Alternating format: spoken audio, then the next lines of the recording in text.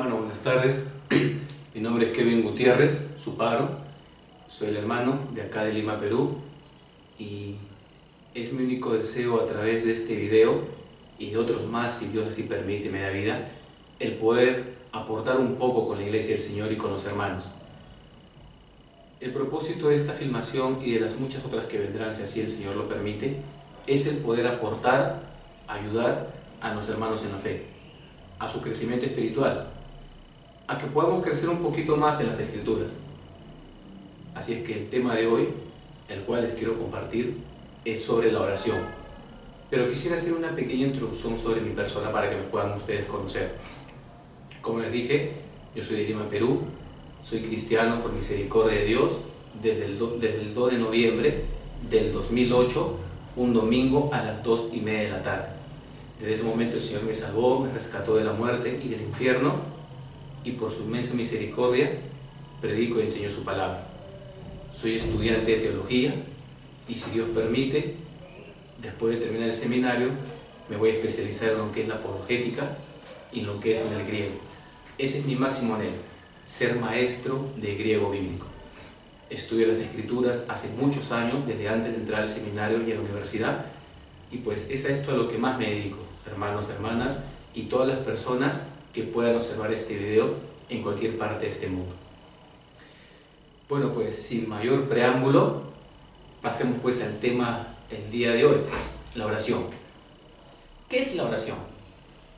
Hoy en día pareciese que un sector de la iglesia cristiana, digo un sector porque no es en todos, pareciese que hoy en día los hermanos ya no quieren rogar, no quieren suplicar, no quieren implorar al Señor. Hoy en día hay un lenguaje extraño, hay un lenguaje muy distinto al que se usa en la palabra de Dios. Se ha metido un léxico diferente al de la Biblia. Se han introducido palabras nuevas. Esa es la palabra. Palabras nuevas se han introducido, en las cuales muchos hermanos están copiando, como si fuesen las grandes verdades expuestas por Dios a través de su palabra y de sus santos discípulos. La oración en el Antiguo Testamento, ¿qué era? Era rogar, era suplicar, era acercarse a aquel quien podía cumplir la oración o la petición de la persona que hacía. Esa persona que oraba acudía a Dios. Por ende, esta persona que acudía a Dios tenía una relación cercana con Él mismo, tenía una comunión íntima con Él. Él le conocía y su Señor le conocía. En el Nuevo Testamento, lo que nosotros podemos observar es que las peticiones se hacían a Dios, y posteriormente, cuando el Señor Jesucristo resucita y se sienta a la diestra del Padre, la oración es al Padre en el nombre de Jesús. Pero se sobreentiende que la oración que uno vaya a hacer tiene que estar conforme a la voluntad y a la palabra de Dios. No es el hecho de pedir por pedir. Si fuese pedir por pedir, daría a entender que el Señor va a cumplir los caprichos de las personas. Y no es así. No es así, mis hermanos, mis hermanas. Ahora, el tema con el cual yo quiero empezar es Mateo 8, la curación de un leproso, y luego la curación del siervo del centurión. Pero en un sector de la iglesia se ha metido este tipo de lenguaje y de palabras nuevas. Yo declaro, yo decreto, yo cancelo, yo visualizo, que por fe tú estás sano, confiesa positivo, tú tienes que llamar las cosas que no son como si fuese, tú tienes que pactar con el Señor, y otra serie de palabras que no se encuentran en la palabra de Dios ni en la revelación santa. Así es que, por ende, este pequeño estudio, esta pequeña prédica, voy a tratar pues de explicar cómo se debe orar según la palabra de Dios. Así es que pues vamos a arrancar con el libro de Mateo, capítulo 8, versículo 1 al 4, el cual nos habla sobre la curación de un leproso. Mateo 8 comienza así, el capítulo 8, verso 1 así. Cuando Jesús desciende del monte, dice que mucha gente le seguía. ¿Cuál monte? Desde el capítulo 5, capítulo 6 y finales del capítulo 7, el Señor empieza a compartir el sermón del monte, el sermón de la montaña. Y ahí empieza Él a enseñar y a predicar el reino de Dios. Empieza a predicar el reino de Dios. Entonces, en estos 3 capítulos, 1, el 5, el 6 y todo el 7, Él empieza a enseñar el Evangelio del Reino. Automáticamente termina de predicar, de exponer, y dice que mucha gente le seguía. Mucha gente le seguía. Entre esas personas que le seguían, había un leproso. Un leproso le sigue. El leproso se acerca a Él. Recordemos que era mucha la gente que estaba siguiéndole a Él. Ahora, un leproso en los tiempos de Jesús era una persona que estaba separada de los demás. La ley en Levítico mandaba que un leproso tenía que estar fuera de los demás hasta que éste fuese sanado. Ahora, la lepra era una enfermedad muy terrible. Se le caían los dedos, se le carcomían los dedos de las manos, los dedos de los pies, la piel se le volvía como escama, se le caían las cejas, se le caían las pestañas, aún las orejas también se le caían. Empezaron a tener fuertes llagas y estas personas botaban un olor fétido, un olor muy fuerte, olían mal y la gente podía detectarlo.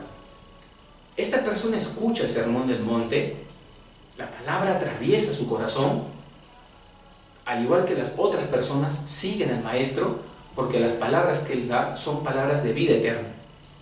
Le sigue a pesar de su condición, a pesar que la ley dice que no se puede contaminar con las personas, a pesar que la ley dice que tiene que él estar aislado de los demás, él lo sigue. Él dice dentro de sí, este es el Mesías, el cual tanto tiempo hemos esperado. Se le acerca, llega hasta él con mucho esfuerzo y a continuación, lo precioso de la palabra, se postra ante él, reconoce, le dice, Señor. Ahora quiero hacer un pequeño énfasis. Esta palabra Señor en el griego es kurios o kyrios. ¿Qué significa kurios o kyrios? Kurios o kyrios significa Señor, pero este Señor no es el Señor vulgar que nosotros utilizamos para llamar al Señor panadero, Señor carnicero, Señor lechero. No, este Señor implica la palabra del Antiguo Testamento Adonai. Adonai en el hebreo es mi Dios, mi Señor, mi dueño, mi amo. Esta palabra kurios o kyrios, designada para Jesucristo, es el mismo significado que Adonai. Cuando este leproso se le acerca al Señor, reconoce, Señor. En los tiempos de Roma, el emperador se había adjudicado el título de kurios o kyrios. El emperador exigía pleitesía, rendimiento total y sumisión a él, como si fuese una divinidad.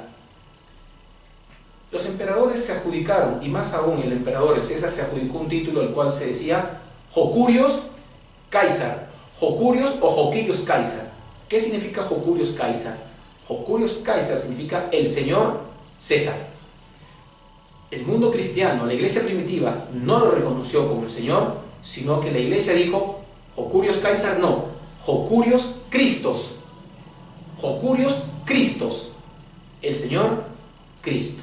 El Señor ungido. Entonces, este leproso se le acerca y le dice, Señor, mi Dios, si quieres, puedes limpiarme. Recordemos que este leproso tenía una necesidad. La primera era la espiritual, y el sermón del monte lo había confrontado. El sermón del monte le había dado la esperanza, la cual necesitaba su alma. Alegre él, impetuoso, con mucha gente lo sigue, pero él va más allá. Se acerca al Señor y le dice, Señor, si quieres puedes limpiarme. ¿Qué es lo que sucede acá?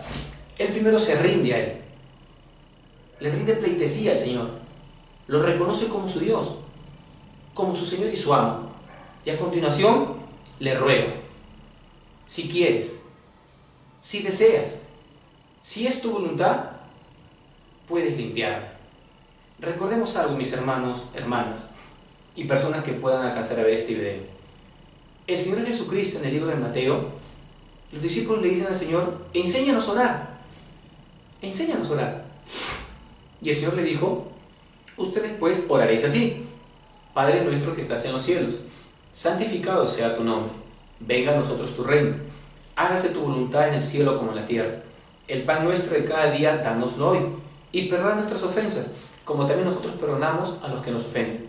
Y no nos dejes caer en tentación, mas líbranos del mal, o líbranos del maligno. ¿Qué quiere decir esta oración? Primer punto. La oración va dirigida a Dios, que es el Padre. Pregunta: ¿todos los seres humanos en esta tierra somos hijos de Dios? No. No todos somos hijos de Dios. Hijos de Dios, los que creen en Jesucristo como Señor y Salvador. Hijos de Dios, todos aquellos que han sido justificados por Cristo Jesús en la cruz.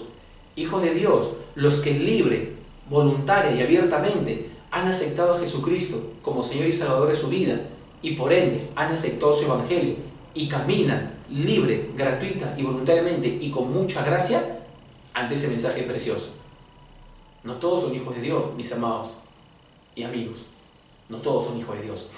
Entonces, Padre nuestro que estás en los cielos. El Señor está en una habitación especial, el cielo, donde un día todos los que hemos creído en Jesucristo iremos. La oración comienza con una rendición al Padre, una comunión con Él, una relación estrecha con Dios. No todo el que tiene una relación con Dios puede llegar a Él. Padre nuestro que estás en los cielos implica que Dios me conoce y que yo le conozco. Y si yo le conozco, camino conforme a Él, me dice. Y si Él me conoce, yo tengo una seguridad, tengo una tranquilidad. Santificado sea tu nombre. Tu nombre es grande, es santo por sobre todo nombre. Tú, como eres santo y eres grande, me dirijo ante ti con respeto, con reverencia, con pleitesía. Venga a nosotros tu reino. Miren la primera petición: venga a nosotros tu reino. La primera petición que el Señor Jesús enseña es: venga a nosotros tu reino. ¿Qué hay en el reino de Dios? ¿Qué hay en el reino de Dios? En el reino de Dios hay amor, hay justicia, hay paz, hay templanza, hay bondad, hay benignidad. Eso es lo que hay en el reino de Dios. Cuando Cristo Jesús viene a la tierra, ese es el mensaje que Él viene a traer. Y ese reino, aceptado por las personas que escuchan ese evangelio, es depositado en el corazón, en la vida del creyente. Y es por ese evangelio que nosotros nos guiamos. Venga a nosotros tu reino. Venga a nosotros tu reino. Hágase tu voluntad. Segunda petición: hágase tu voluntad, en el cielo como en la tierra. Se sobreentiende que si alguien pide conforme a Dios, Dios que está en el cielo va a responder esa oración en su tiempo. Él la va a evaluar y va a decidir si la responde y si la ejecuta o no. Hágase tu voluntad en el cielo como en la tierra. Cuando el Señor enseña que nosotros tenemos que dejar a que sea la voluntad de Dios en nuestras vidas, definitivamente Dios va a hacer lo perfecto y va a hacer lo mejor. Humanamente yo puedo decidir algo, pero humanamente me puedo equivocar. Pero el Señor, que conoce y discierne los corazones, Él sabe qué es lo mejor para mí y sabe qué es lo mejor para ti. Un ejemplo: supongamos tu hermana, tu hermano que me escuchas, que eres soltero, tu hermana que eres soltera. Supongamos que tú te has fijado en un chico, tu hermano te has fijado en una chica y te gusta, te atrae, pero hay un pequeño detalle: esa muchacha que tú has visto no es cristiana, no es hija de Dios, y ese muchacho que tú has visto no es hijo de Dios. Y tú le pides al Señor: Señor, dame esta mujer como pareja, dame este hombre como pareja. Déjame decirte algo, mi amado hermano, hermana. Si tú haces ese tipo de oración, esa oración ya está contestada. 1 Corintios dice: no unáis en yugo desigual con los incrédulos. No hay ningún grado de comparación entre Dios y Baal, entre la oscuridad y la claridad, entre la verdad y la mentira. No hay ningún tipo de relación. Esa oración ya está contestada. Es por eso lo importante que es el conocer la palabra de Dios.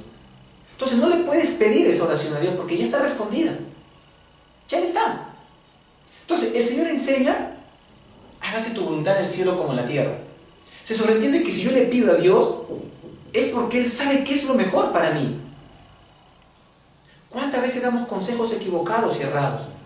Pero el Señor no se equivoca. Y el Señor Jesucristo, muy bien enseñando, dice, hágase tu voluntad del cielo como en la tierra. Tercera petición, el pan nuestro de cada día, dánoslo hoy. Lo necesario, lo justo para vivir, el alimento que necesita nuestro cuerpo para poder subsistir en este mundo. En el libro de Mateo, hablando sobre el afán y la ansiedad, el Señor nos hace recordar cuál es nuestra necesidad: la bebida, la comida y el vestido. No estéis afanosos, dice, porque el Señor sabe de qué cosa tenéis necesidad. El pan nuestro de cada día, dárnoslo hoy. Cuarta petición, y perdona nuestras ofensas, como nosotros perdonamos a los que nos ofenden. Se sobreentiende que si yo soy hijo de Dios y Él me ha perdonado por Cristo Jesús en la cruz, de una forma natural, yo también voy a perdonar a los demás por todo lo que Cristo Jesús me perdonó en la cruz. Si alguien me hace daño, me lastima, me hiere, no por obligación, ni por presión, ni coacción, yo le voy a perdonar. ¿Por qué? Porque el Señor me perdonó a través de Cristo Jesús. Y ese perdón va a estar latente en mi corazón, en mi vida. Y se me va a hacer fácil pedir perdón a los demás y perdonar y aceptar el perdón también, por lo que Cristo es en mí. Es así, mis hermanos. Perdona nuestras ofensas como nosotros perdonamos a los que nos ofenden. Y no nos dejes caer en la tentación. Las tentaciones van a venir, pero el Señor nos va a librar de ellas. Cuando venga una mujer y quiere algo contigo, mi hermano, dile no. Mi cuerpo es templo del Espíritu Santo. Listo. Así de sencillo. Cuando un chico venga a ti, hermana, y quiera seducirte, dile no. Mi cuerpo, mientras esté sola, le pertenece al Señor. Cuando algún día me case, mi cuerpo será para mi marido, como dice 1 Corintios. No nos metas en tentación, mas líbranos de todo mal o líbranos del maligno. El Señor siempre le da la salida a sus hijos. Después de una tentación, no va a dejar que una tentación tan fuerte sea para nosotros, sino que así juntamente con la tentación, habrá también una salida para nosotros, mis hermanos y hermanas. Escrito está, resistid al diablo y esto irá de vosotros. Resistirle. ¿Cómo le resistes? Con la palabra. ¿Cómo le dices? Escrito está. Listo. No hay otra, hermano. Entonces, Jesús enseña esa oración. Yo hago una pregunta. ¿Por qué hoy en día hay pastores, hermanos y hermanas, que en la oración enseñan a decretar? ¿Qué significa decretar? Vayamos a la pizarra. La palabra decretar significa, tiene muchos significados. Vamos a poner acá. Decretar. Muchos hermanos y hermanas hoy en día enseñan que uno puede decretar. Decreto sanidad en tu vida. Decreto que estás libre de toda culpa. Pero ¿qué es decretar? ¿Qué nos enseña la palabra? ¿Qué nos enseña la Biblia sobre esta palabra? La palabra decretar significa lo siguiente. Mandamiento, edicto, ley. Eso significa decretar. El decreto es un mandamiento, es un edicto, es una ley. Ahora, yo hago una pregunta. Cuando un hermano dice, hermano, ¿tú puedes decretar? ¿Qué está diciendo? Que tú puedes mandar, que tú puedes poner una ley, tú puedes poner un edicto. Hermanos, eso no enseña la palabra de Dios. Cuando un hermano dice, decreto que está sano, él está mandando, él está poniendo un edicto y una ley. Pregunta, ¿a quién está poniendo ese mandamiento? Si Dios es el único quien puede sanarte, y esta persona te dice, yo decreto que eres sano, entre comillas, supuestamente, ¿quién va a obedecer este mandato, este decreto? Supuestamente va a obedecer Dios, lo cual para mí me parece una incongruencia, me parece una lisura, me parece hasta una locura, una insensatez. ¿Cómo es posible que Dios ahora esté al servicio del hombre? No, esta palabra no se puede decir, no se puede enseñar eso. Otra palabra muy común que se enseña es la siguiente: declaro. Declarar. Yo me hago una pregunta. ¿Declarar qué? Hermano, declara que estás sano. Confiesa que estás sano.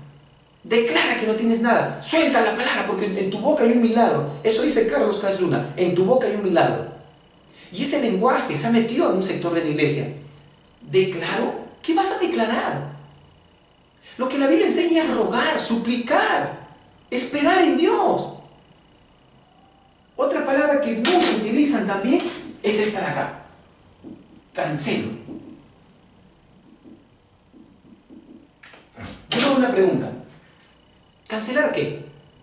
Ellos enseñan que una persona, cuando está enferma, adolorida o tiene una aflicción, yo lo he escuchado docenas de veces: cancelo toda enfermedad, cancelo todo espíritu de opresión, cancelo todo yugo de enfermedad. Hermanos, esta palabra cancelo o cancelar, tú agarras un diccionario griego y no existe esa palabra. No existe. No existe en la Biblia. Entonces, ¿qué se entiende por cancelar cuando tú la utilizas en la oración? Si una persona, supongamos que yo estoy enfermo del estómago, y el hermano viene y me dice: cancelo tu dolor de estómago. ¿Eso enseña la Biblia? ¿Eso enseña la palabra de Dios, mis hermanos? Acabamos de leer Mateo, la oración. Este tipo de palabras se han metido en un sector de la iglesia. Personajes como Carlos Cas Luna, Ana Méndez, Guillermo Maldonado, Ana Maldonado, César Castellanos, su esposa también de César Castellanos, y entre otras personas más, han introducido este tipo de lenguaje. Este lenguaje extraño. ¿Sabes dónde encontramos este tipo de lenguaje? Yo les voy a decir, hay un libro bien conocido. Apunten este nombre: David Yonggi Cho. Este personaje, David Yonggi Cho, tiene un libro. Su libro se llama La Cuarta Dimensión.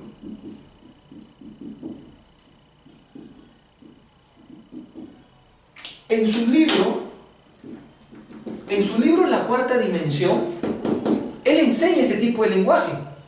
Él enseña a decretar, a declarar, a cancelar. Él enseña a visualizar. No, hermanos. Y son personas que leen estos libros. Pero estos libros no enseñan lo que dice la palabra del Señor. Eso no se puede aceptar. La palabra del Señor nos enseña que nosotros tenemos que pedir y rogar a Él. Yo les hago una pregunta. El apóstol Pablo dice la palabra de Dios que él tenía un aguijón en la carne. El aguijón que él tenía en la carne fue producto porque él fue hasta el tercer cielo. No se sabe si en espíritu o en cuerpo. Para mí personalmente fue en espíritu, porque el cuerpo no puede heredar el reino de los cielos. La sangre y carne no puede heredar. Tiene que ser un cuerpo glorificado.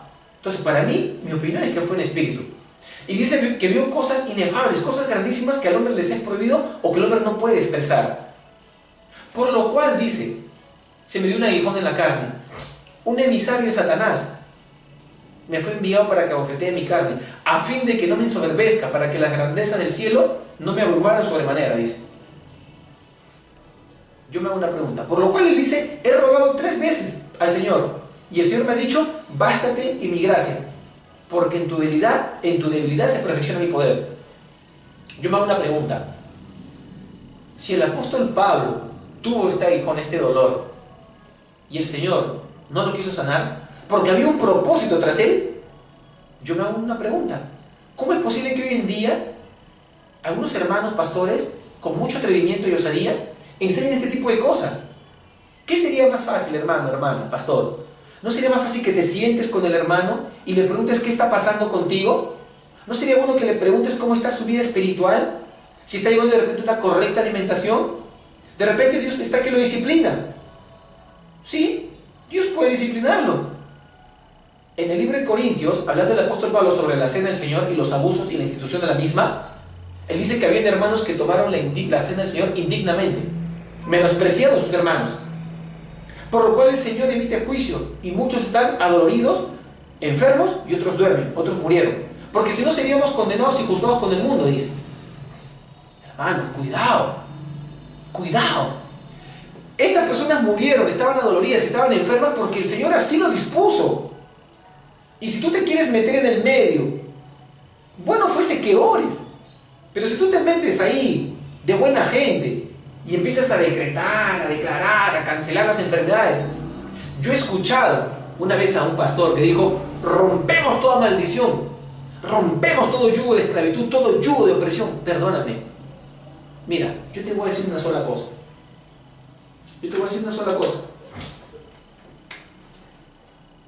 Cristo Jesús en la cruz, Él cargó la maldición del pecado en su cuerpo, en su carne.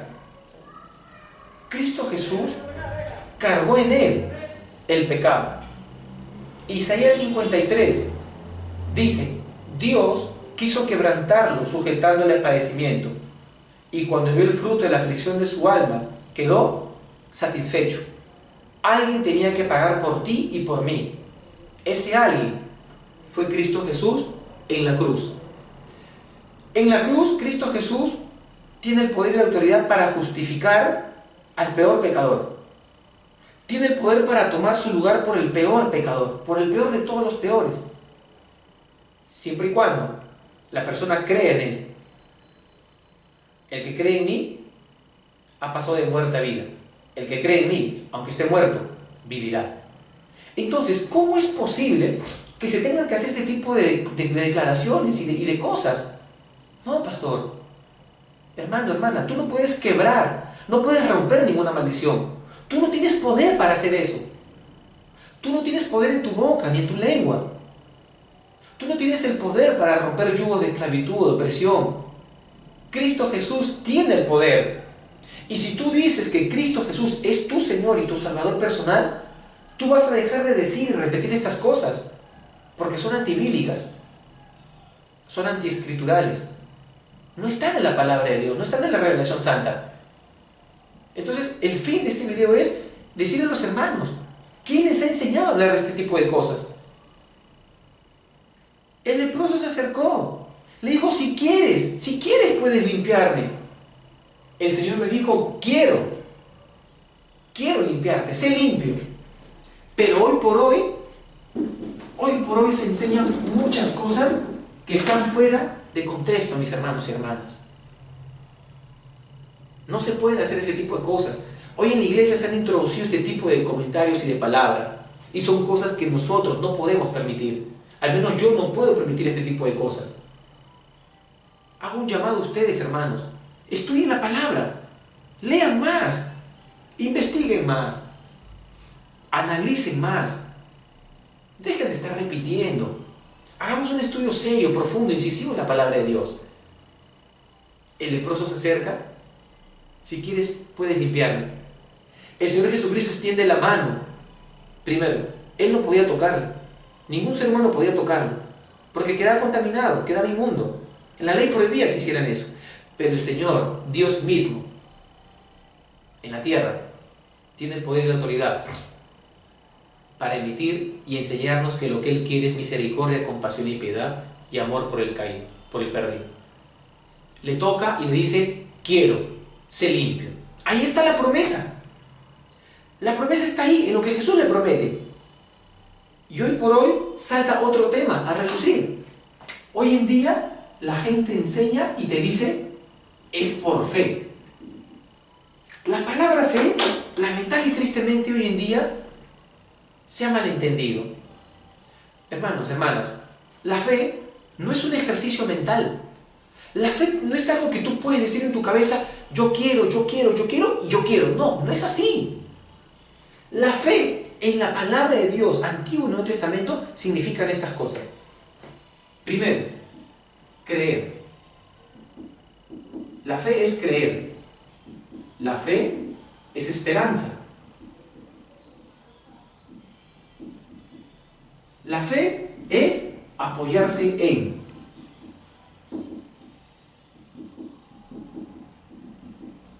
La fe es fiarse de.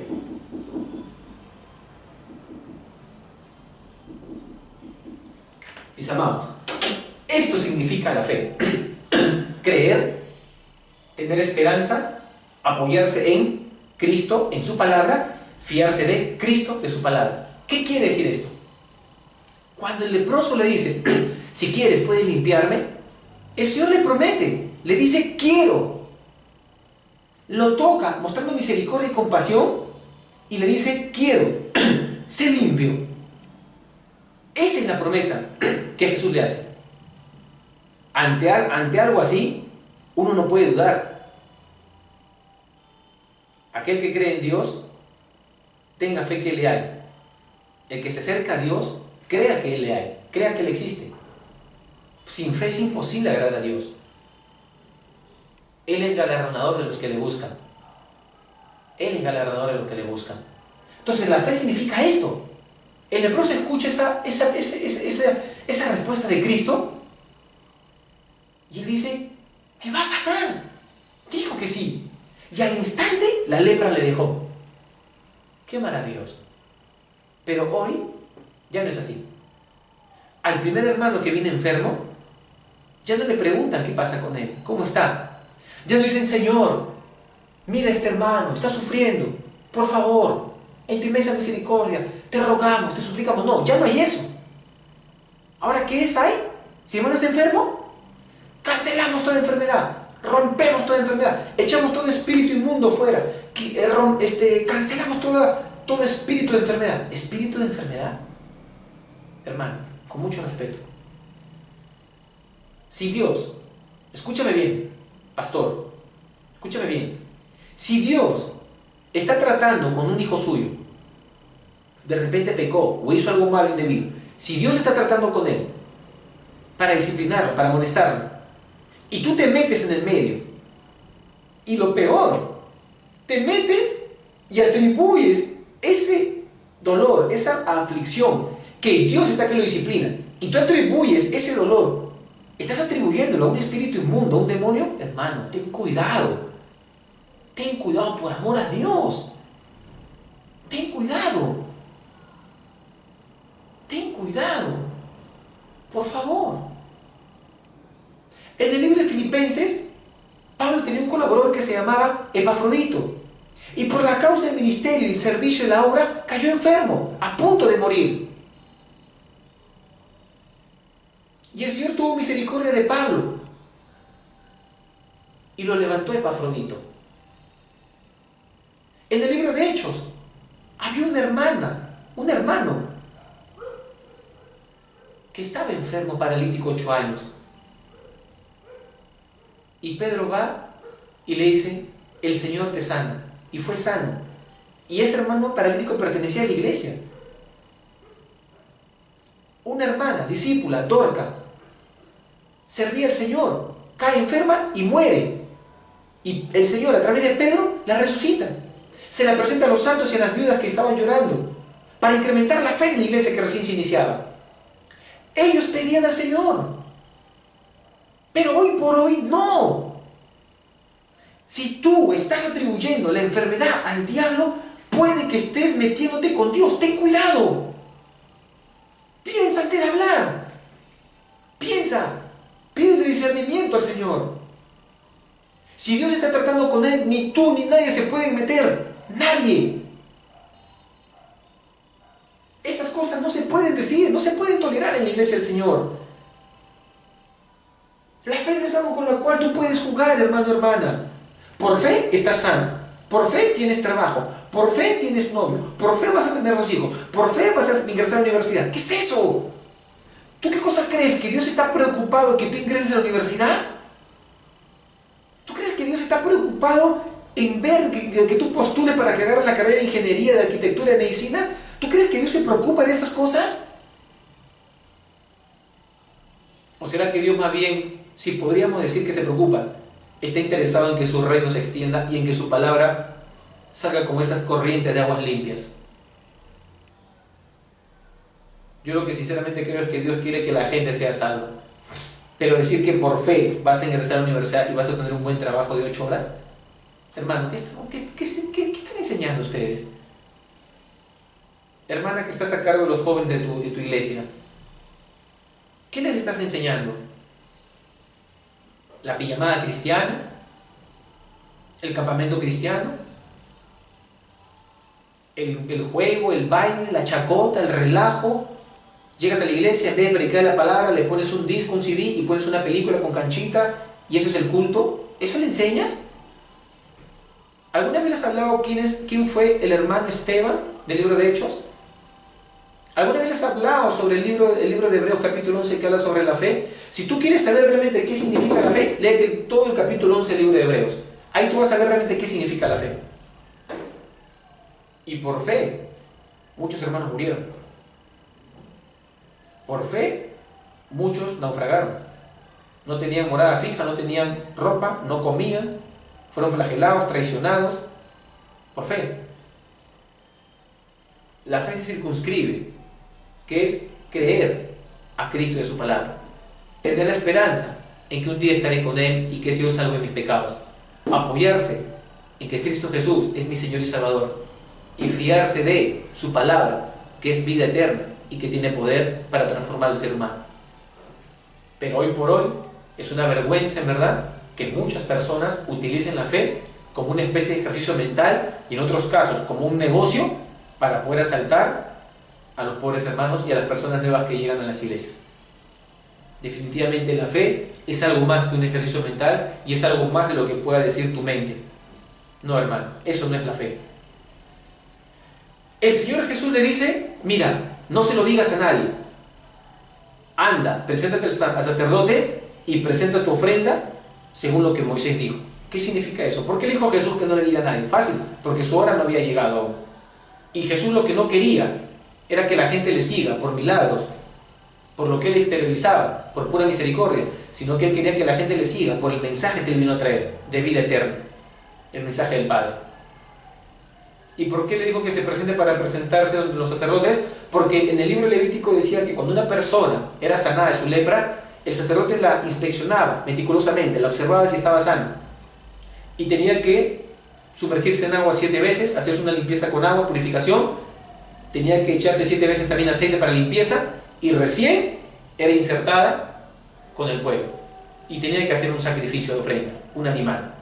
Derramar la sangre de este animal y ofrecérsela al Señor como sacrificio, como ofrenda.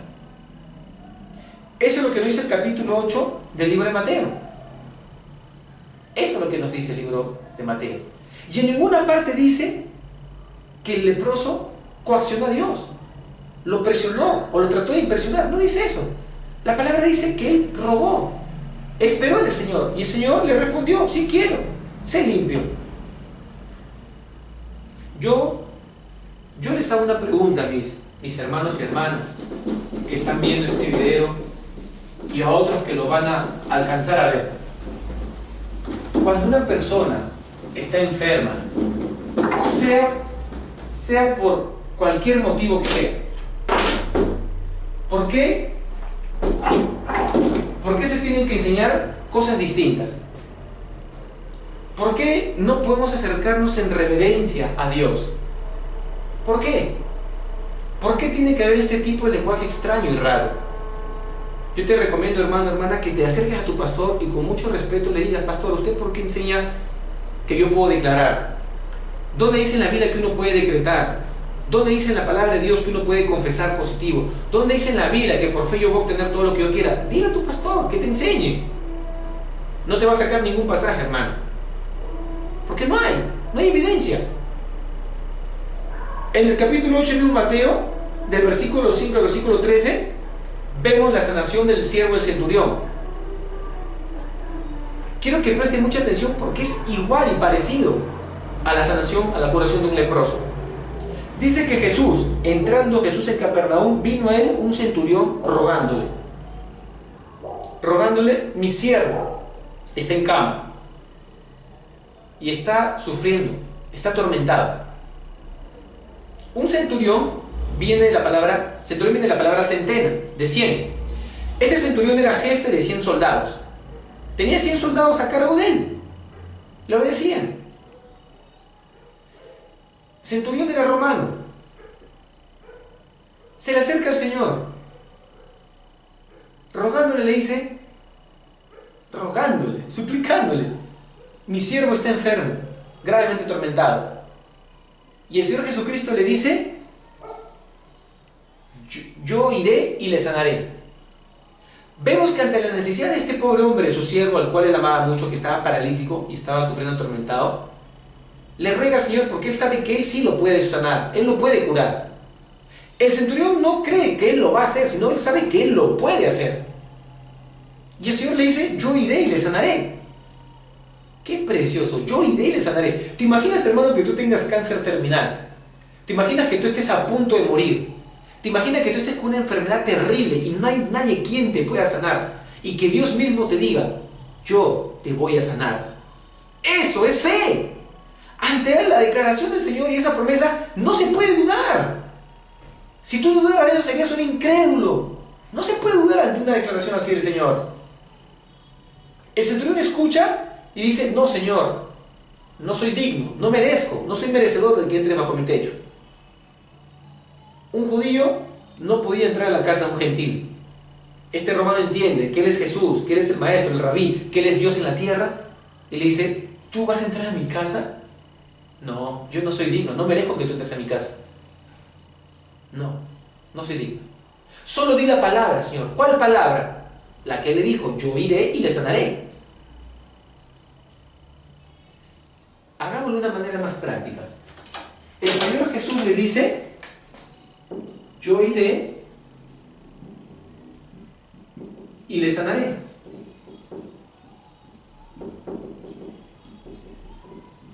Yo iré y le sanaré. El centurión escucha eso y dice: wow, no, Señor, solo di la palabra, porque yo también soy sujeto y soy persona bajo autoridad, dice. Yo le digo a mi siervo: ven y viene, anda y va, haz esto y lo hace. Yo sé lo que es la autoridad.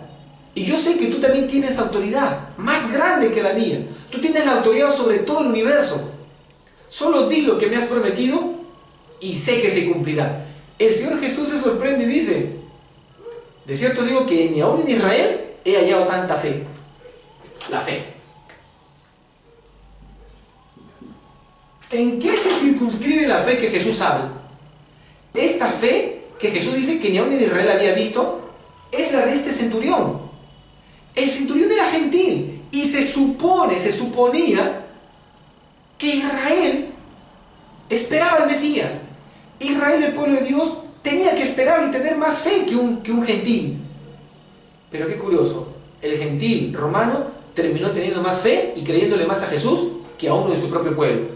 Por eso que Jesús dice: ni aún en Israel he hallado tanta fe. Ni aún en Israel he hallado tanta fe, dice. Increíble. ¿Qué pasa a continuación? Dice el Señor Jesús: yo os digo que vendrán muchos del oriente, del occidente, y se sentarán con Abraham, Isaac y Jacob en el reino de los cielos. Mas los hijos del reino serán echados a las tinieblas de afuera. Allí será el lloro y el crujir de dientes. ¿Qué significa eso? Gentil, judío. Este gentil le cree al Señor. Los judíos no le creen al Señor. Algunos, no todos. Dice: de los gentiles, de todos los que crean, van a entrar al cielo. Pero muchos de los hijos del reino, para los cuales vino el Mesías, muchos de ellos no entrarán al cielo. ¿Por qué? Porque muchos de ellos no creían en Él. Y aún hay muchos que no creen en Él. Ahí será el llanto y el crujir de dientes. Ahí será. Cuando el pueblo de Dios, un sector del pueblo de Dios, de judíos, no puedan irse a la gloria eterna. Pero muchos gentiles sí. ¿Por qué? Por creer en Cristo Jesús como Señor y Salvador. Eso es lo que está diciendo el Señor Jesucristo. Y termina el texto diciendo: entonces Jesús dijo al centurión: ve y como creíste, te sea hecho. Voy a apuntar algo acá. Ve y como creíste, te sea hecho. Ve y como creíste,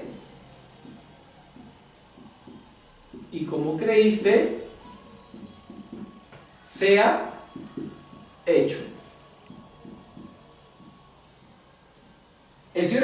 dice, ve y como creíste, te sea hecho. ¿Qué significa esto? Hoy en día hay personas que te dicen, hermano, ¿tú crees que puedes ser sano? Sí. ¿Tú crees que puedes obtener un trabajo? Sí. ¿Tú crees que puedes ser liberado de tu aflicción? Sí. Ándate. Y como creíste te sea hecho. No. El texto no está diciendo eso. No engañes a los hermanos, no engañes a la iglesia. El texto no está diciendo eso. El Señor Jesús dice, punto número 1. El Señor Jesús dice, yo iré y le sanaré. Yo iré y le sanaré. Cuando el centurión escucha, yo iré y le sanaré, él tiene fe y cree. Por eso le dice, solo di la palabra y mi criado sanará. Eso es fe. La fe del centurión viene a raíz de la promesa de Jesús, de que va a ir y lo va a sanar. Y a raíz de eso, el mismo Señor Jesús le dice, ve, y como creíste. ¿Creíste qué? Como creíste. ¿Qué creyó el centurión? Lo que Jesús le prometió, yo iré y le sanaré. Ve, y como creíste, sea hecho. ¿Sea hecho qué? Lo que yo te dije, yo iré y le sanaré. No hay más. Así que por favor, hermano, hermana, con todo el respeto que tú te mereces, tú no puedes utilizar solamente un versículo para decir lo que tú quieras. Tú tienes que leer el texto completo. Y a la congregación tú tienes que explicarle el contexto de la situación de la cual se está moviendo. ¿Cuál es el contexto? Que Jesús tiene autoridad y que el centurión también tiene autoridad. Y bajo esa autoridad que ambos tienen, el centurión le entiende. Así como él dice a su criado, ve y viene, el Señor puede decir la palabra, eres sano y va a ser sano. ¿Y el texto cómo termina? Y su criado fue sanado en aquella misma hora. Entonces, por favor, lee bien lo que dice la palabra. No inventes. No intentes decir cosas que Dios no dice. Por favor. El texto es claro, hermano, hermana. Pastor, lee todo el contexto. Lea el texto. Lea todo el texto. Está sencillo de entender. Pero no andes diciendo cosas que no son. La iglesia debe de crecer. La iglesia debe de crecer. El Señor Jesucristo viene pronto. No andemos inventando cosas. Yo también predico y enseño. Y tengo que pasar muchas horas, mucho tiempo estudiando y leyendo. No es el hecho de decir así dice. No, hay que estudiar lo que dice la palabra del Señor. No. Esto de acá se circunscribe por esto y por esto. No hay más. Dios es bueno. Dios te ama. Dios no quiere que incurramos en estos errores, en estas tergiversaciones. Pero es preciso que nosotros seamos sinceros y seamos fieles con el texto. Por favor, pastor, deja de estar enseñando a decretar a tu congregación. Deja de estar enseñando a cancelar enfermedades. Deja de estar enseñando a romper maldiciones. Deja de estar enseñando a visualizar. Deja de estar enseñando a pactar. ¿Pactar? ¿Cómo vas a pactar con Dios, por favor? Otro día voy a explicar lo que significa la palabra pacto. Berit en el hebreo y diateque en el griego. Tú no puedes pactar con Dios, hermano, hermana. Pastor, tú no puedes pactar con Dios, porque Dios no está a tu nivel. Dios está por sobre encima tuyo. Y tú no puedes mirar de igual a igual a Dios. No puedes. Además, tú no puedes ofrecerle nada a Dios. En el pacto, Dios era quien ofreció en el Antiguo Testamento. Y el último pacto es el que dice Jeremías 31:31 y ratificó en los evangelios con la cena del Señor. Esta es la copa del nuevo pacto, mi sangre, la cual es derramada por todos vosotros. ¿Cuál es ese pacto? La salvación de Cristo a los seres humanos en la cruz. No hay otra. No inventes. ¿Por qué mejor no te pones a trabajar? ¿Por qué no te pones a trabajar mejor? En vez de asaltar a la gente, ¿por qué no trabajas? En vez de querer quitarle la plata a la gente, ¿por qué no le enseñas? No trabajas, limpias carros. No sé, vende fruta. No le quites la plata a la gente. Trabaja mejor. No hagas esas cosas. Pacta con $500 para que el Señor te sane. No, ¿qué es vergonzoso? ¿Qué vergüenza? Da vergüenza ver estas cosas. ¿Cómo vas a pactar con el Señor con $500 para que Él te sane? ¿El centurión pactó con Cristo? ¿El leproso pactó con Cristo? Entonces, ¿de dónde sacas esas ideas distorsionadas, chuecas, torcidas? Humíllate al Señor, arrepiéntete, pídele que te perdone Y déjate de decir esas cosas. Déjate de enseñar esas tonterías, esas sandeces. No puedes enseñar eso. La Biblia no respalda lo que tú dices. No te respalda por ningún motivo. No puedes hacer eso. Entonces, lo que yo les ruego a mis amados hermanos, hermanas, es que la verdad, estamos en tiempos tan difíciles, tan tormentosos, que la iglesia tiene que despertar. Cómprese sus diccionarios, cómprese sus comentarios bíblicos, cómprese sus libros de concordancia, cómprese sus Biblias interlineales, estudien la palabra del Señor. No se dejen engañar, no se dejen sorprender, pastores. Pastores, lean la Biblia, estudien la Biblia, por favor. No estén escuchando a otras personas que vienen de otros países. La Biblia se interpreta así sola. Por favor. Ese es el llamado que yo hago. De que vamos a estudiar la palabra del Señor. El Señor es bueno, pero hay que también tener cuidado con las cosas que decimos. No podemos andar diciendo cualquier cosa por ahí. No. Eso definitivamente no se puede hacer. Así que tengamos mucho cuidado. Entonces, concluimos. La oración es creer. Es tener esperanza. Es creer que lo que dice la palabra de Dios es vida. Es verdad. Es saber que Cristo Jesús en la cruz perdonó todos mis pecados. Yo lo creo. Es tener la esperanza que el día en que me muera me iré con el Señor. Eso es fe. Lo que Cristo ya enseñó, lo que Dios ya habló. Pero eso tenemos que pasarlo bajo la lupa de la palabra de Dios. No es el hecho de que un pastor venga y te diga cualquier cosa. No es así. El pastor, el maestro, está en el deber, en la obligación de enseñar la palabra de Dios. Él tiene que enseñarte. En el libro de Timoteo dice que el pastor no puede ser un neófito, no puede ser un indocto. No puede ser un neófito. ¿Qué es neófito? Una planta recién plantada. Nueva planta, neófitos. No puede ser un indocto. ¿Qué es un indocto? Una persona que no conoce, que no sabe. La persona, el maestro tiene que ser preparados. Cualquiera no puede ser pastor ni maestro.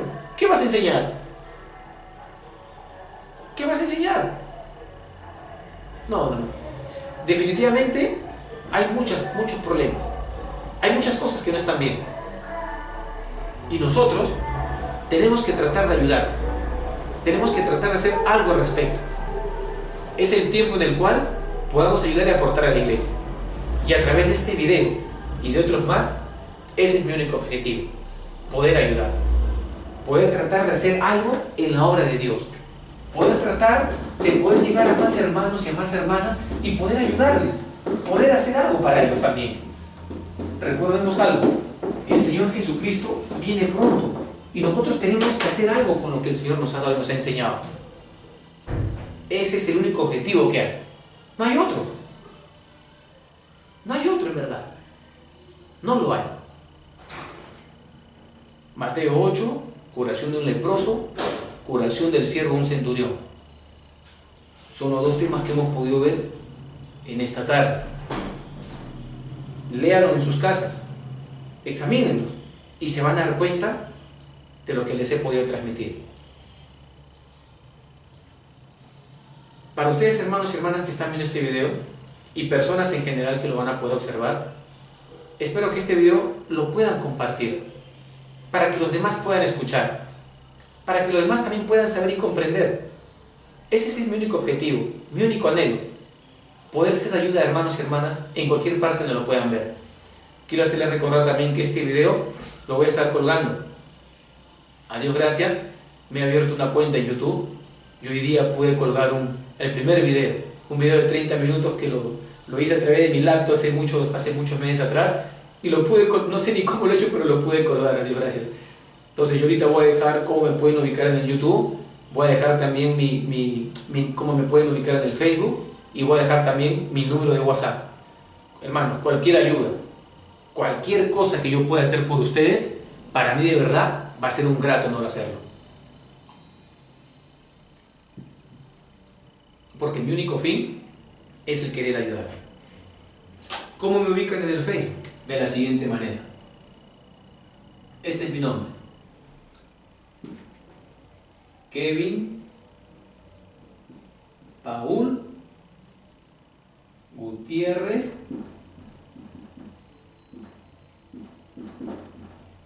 Suparo. S-U-P-A-R-O. Ya. Así me encuentran en el Facebook. Con este nombre. Salgo con una chompa verde. Salgo, chompa verde. Con esta misma chompa que me ven, así salgo en el Facebook. Ahora, ¿cuál es mi número de WhatsApp? Es el siguiente. Signo positivo, 51, código de mi país, Perú, 935-949-018. Así, con este número me pueden ubicar en el WhatsApp. Ahora, ¿cómo me ubican en la cuenta de YouTube? Para que puedan ver este video y el otro que he puesto. Me encuentran de la siguiente manera. Ponen Kevin Paul Gutiérrez Suparo, mi nombre, pero todo en mayúscula. Todo tiene que ser en mayúscula. Y a continuación, abajo, ponen lo siguiente. Armadura de Dios. Todo en mayúscula. Kevin Paul Gutiérrez Suparo, Armadura de Dios en YouTube, todo en mayúscula y ahí me encuentran. El video dura 30 minutos. Y este video de acá, el cual también lo voy a colgar por el YouTube, es lo mismo. Kevin Paul, todos los videos van a estar con mi nombre en mayúscula. Kevin Paul Gutiérrez Suparo, y a excepción que este video lo van a encontrar con el siguiente nombre, porque yo ahorita mismo lo voy a editar, va a salir con este nombre. La oración. Así lo ubican en el YouTube, la oración. Yo la verdad les agradezco un montón el tiempo que ustedes se han podido tomar para poder escucharme lo poco que les he podido hablar. Y como les vuelvo a decir, mi único fin es el poder ayudar, el poder tratar de hacer algo por ustedes. Ha sido un honor, un grato, un sumo placer el poder haber hecho algo por ustedes, mis hermanos, hermanas, amigos pastores, y por toda la gente que lo puedan observar. A futuro, si Dios permite, voy a también hacer prédicas en inglés. Soy profesor de inglés, voy a tratar de armar unos esquemas para poder hacer también prédicas en inglés para otras personas que también puedan escucharme. Quisiera terminar pues con una oración para terminar esta pequeña prédica, esperando que haya podido ser de bendición para sus vidas. Amado Dios, Creador de los cielos y de la tierra, en el nombre de Jesús, te damos las gracias porque en esta tarde nos has hablado, bendito Dios, a través de tu palabra. Te damos las gracias porque en tu inmensa misericordia nos hablas, Señor, porque tú quieres nuestro bien. No quieres, bendito Dios, que hagamos cosas que no sean favorables o como tú las has enseñado. Ayuda a mis hermanos y hermanas que han podido escuchar este video. Ayuda a las personas, bendito Dios, que aún no te conocen, a que ellos puedan buscar y acercarse más a ti. Bendito Dios, ayuda a esos pastores que de repente están incurriendo en estas cosas, a que ya no lo puedan hacer. A que busquen en tu palabra, bendito Dios, la fuente de la verdad, que eres tú. Todo esto te lo pedimos en el precioso nombre de Jesús, tu Hijo amado. Amén. Gracias, mis amados hermanos, amigos, los que me han podido escuchar, y nos vemos próximamente, si así mi buen y amado Dios y Señor Jesucristo y su Santo Espíritu así lo permiten. Permiso, buen día. Muchísimas gracias por haber prestado atención. Hasta luego.